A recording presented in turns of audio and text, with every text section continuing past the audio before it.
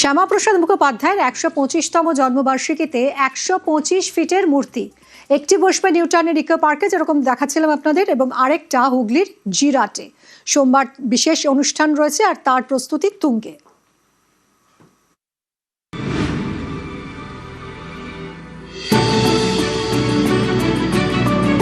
শ্যামাপ্রসাদ মুখোপাধ্যায় বাংলার ভূমিপুত্র।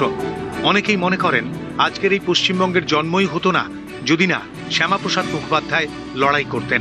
লড়াকু সেই বাঙালির ১২৫তম জন্মবার্ষিকী সোমবার। বিশেষ এই দিনে তাকে শ্রদ্ধা জানাতে নিউটাউনের ইকো পার্কে অনুষ্ঠান, তারই প্রস্তুতি তুঙ্গে।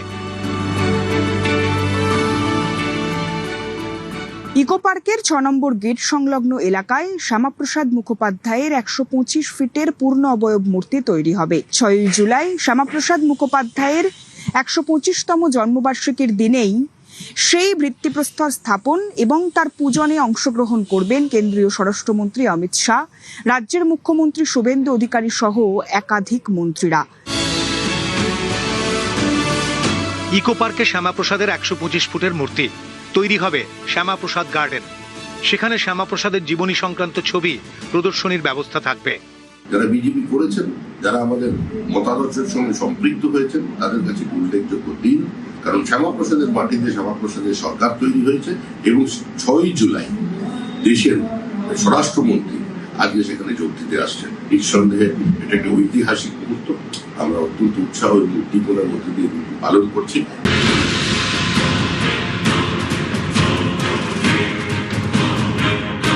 হুগলির বলাগড় ব্লকে জিরাট, এখানে শ্যামাপ্রসাদ মুখোপাধ্যায়ের পৈতৃক ভিটে। তাঁর ১২৫তম জন্মবার্ষিকীতে এখানেও অনুষ্ঠান। জিরাটেও বসবে শ্যামাপ্রসাদের ১২৫ ফুটের মূর্তি। সংস্কার করা হবে তাঁর পৈতৃক ভিটে, লাইব্রেরি। আজকে এই খবর শুনে সত্যিই তো নিজের খুব গর্ব অনুভব হয়, কেননা এই বাড়ির মেয়ে বলে সেই বাড়ির রক্ত আমার গায়েও বইছে। বিগত ২ শতক ধরে, ২ শতকেরও বেশি, এই স্যার আশুতোষ মুখার্জি তথা ডক্টর শ্যামাপ্রসাদ মুখার্জির যে ইতিহাস, সেটাকে কোনো না কোনোভাবে ভীষণভাবে জিরাট বলাগড় থেকে মুছে ফেলার একটা প্রচেষ্টা চালানো হয়েছিল। কিন্তু আজকে ভারতীয় জনতা পার্টি তথা বিজেপির হাত ধরে নতুন যে প্রচেষ্টার সূত্রপাত, তার সাথে সাথে আমরা সরকার তথা প্রধানমন্ত্রী এবং আমাদের মুখ্যমন্ত্রী শুভেন্দু অধিকারীকেও আমরা ধন্যবাদ জানাতে চাই। বাঙালির গৌরব শ্যামাপ্রসাদ মুখোপাধ্যায়, যে এত ভালো লাগছে যে আমরা জিরাটে বাসিন্দা হয়ে আমরা বলতে পারছি যে হ্যাঁ, আমরা শ্যামাপ্রসাদ মুখোপাধ্যায়ের ভিটেতে আমরা আসছি, ঘুরছি, জানছি। শ্যামাপ্রসাদ মুখোপাধ্যায় যিনি আমাদের জন্য কি না করেছেন, এখানে তার মূর্তি প্রতিষ্ঠান হবে। আমরা তো দেখে আমাদের খুব আনন্দিত, গর্বিত যে হ্যাঁ, আমরা জিরাটে বাস করছি। জিরাটের এই বাড়ির গায়ে সময়ের দাগ, আষ্টে পৃষ্ঠে ইতিহাস। শ্যামাপ্রসাদের জন্মবার্ষিকীতে তাই বিশেষ অনুষ্ঠান। ৬ তারিখ ডক্টর শ্যামাপ্রসাদ মুখার্জির জন্মদিন উপলক্ষে সারা রাজ্যব্যাপী যে প্রোগ্রাম হবে, তার মধ্যে আমাদের জিরাটে বড় করে জেলার প্রোগ্রাম করব এবং সেখানে স্টেটের সঙ্গেও আমরা সংযুক্ত থাকব। 6 জুলাইতে শ্যামাপ্রসাদ মুখার্জির জন্ম জয়ন্তী, তো সেখানে আমাদের যে প্রোগ্রাম হচ্ছে স্টেট লেভেলে, সেটাই পরিদর্শন করার জন্য জেলা থেকে এডিএম স্যার এসেছিলেন, আমাদের এসডিও ম্যাডাম এসেছিলেন, ডেপুটি ম্যাজিস্ট্রেট ম্যাডামরা সাইলরা এসেছিলেন, ডিপিএলও সাহেব এসেছিলেন। আমরা জাস্ট জায়গাটা খতিয়ে দেখলাম যে ইনফ্রাস্ট্রাকচারগুলো ঠিকঠাক আছে কিনা, কোথায় স্টেজ হবে, কোথায় গ্রিন রুম হবে। ক্যামেরায় কাঞ্চন ভৌমিকের সঙ্গে সুস্মিতা মণ্ডল এবং হুগলির জিরাট থেকে সোমনাথ ঘোষ, নিউজ 18 বাংলা। শেষ যাত্রার স্মৃতি, সেই স্মৃতি নিয়ে আজও জাগে এই পাড়া। শ্যামাপ্রসাদ মুখোপাধ্যায়ের নামে দক্ষিণ দমদমের শ্যামাপ্রসাদ কলোনি। পাড়ার হৃদয়ে শ্যামাপ্রসাদ।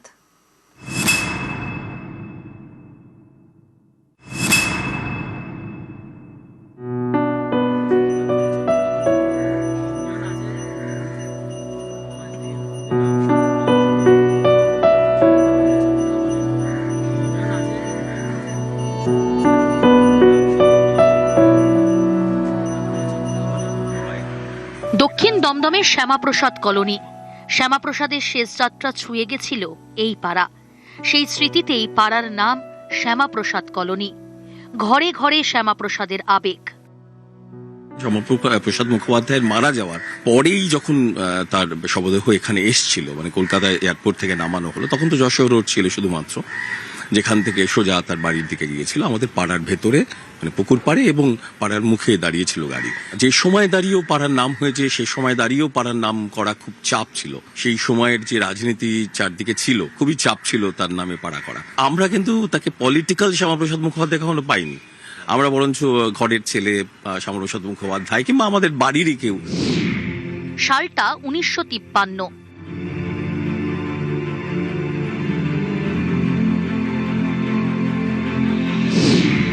কাশ্মীরে শ্যামাপ্রসাদ মুখোপাধ্যায় মারা যান। কলকাতা বিমানবন্দরে যখন দেহ আনা হয় তখন ঠিক ভিড়। যশোর রোড ধরে এগিয়ে চলে শেষ যাত্রা। এই পাড়ার সামনে এসে দাঁড়ায় গাড়ি। শ্যামাপ্রসাদকে শেষ শ্রদ্ধা জানাতে তখন ঢল। মালা আর চোখের জলে প্রিয় শ্যামাপ্রসাদকে শেষ বিদায়। সেই রাতেই উদ্বাস্তু কলোনির ক্লাবে জরুরি মিটিং। শ্যামাপ্রসাদের স্মৃতিতে ছিন্নমূলদের কলোনির নাম ঠিক হয় শ্যামাপ্রসাদ কলোনি। শ্যামাপ্রসাদ মুখার্জির মৃত্যুটা তো খুব একটা স্বাভাবিক ছিল না, যার ফলে এখানের মানুষের মধ্যে না এই শ্যামাপ্রসাদ মুখার্জিকেই আমরা এখানে অমর করে রাখবো। যারা ধরুন এখানকার পুরনো বাসিন্দা তারা এটাকে বলতো বাঙালপাড়া কলোনি, এই পরিচয়টা দিতে একটু লজ্জা পায়।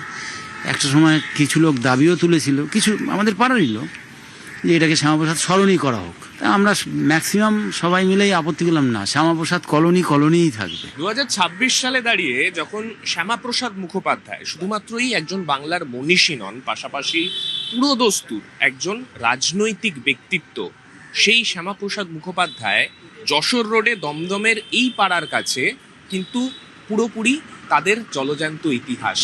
কেন বলছি এই কথা? মূলত যশোর রোডের এই পাড়া বাঙালপাড়া থেকে কিভাবে শ্যামাপ্রসাদ কলোনি হয়ে উঠল, সেই ইতিহাস ঘাঁটতে গেলে একটা সুন্দর ইতিহাস কিন্তু এখান থেকে উঠে আসে।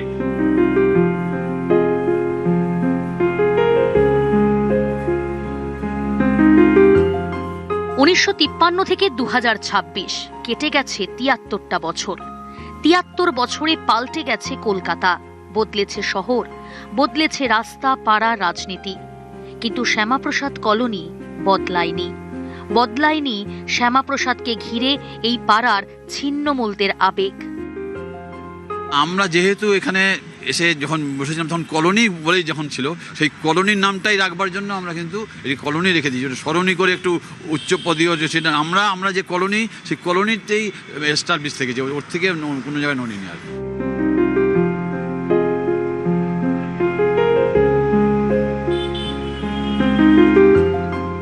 একটা মানুষকে ঘিরে একটা পাড়া, স্মৃতির পাড়া, শ্যামাপ্রসাদের পাড়া।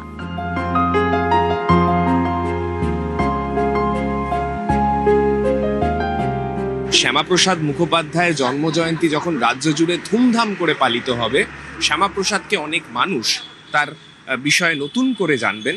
ঠিক সেই সময় এই পাড়া শ্যামাপ্রসাদ মুখোপাধ্যায় এবং তার ঐতিহ্যকেই আঁকড়ে বাঁচবেন। ক্যামেরায় মনোজ কুমারের সঙ্গে সান্নিক ঘোষ, নিউজ 18 বাংলা, কলকাতা।